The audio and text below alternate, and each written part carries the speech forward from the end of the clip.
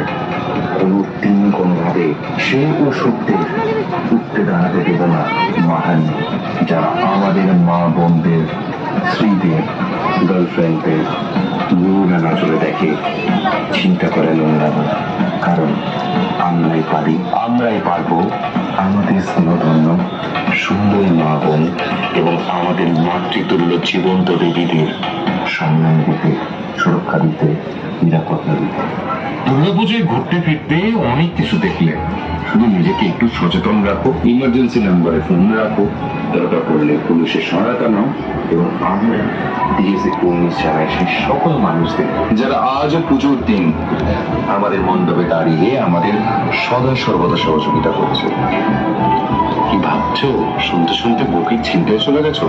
দরকার নেই, একদম চিন্তায় যাওয়ার দরকার নেই। ব্যাস কতগুলো টিভির মন দিয়ে শুনছো। আমি জানি তুমি তোমার প্রথম ধাপটা ঠিক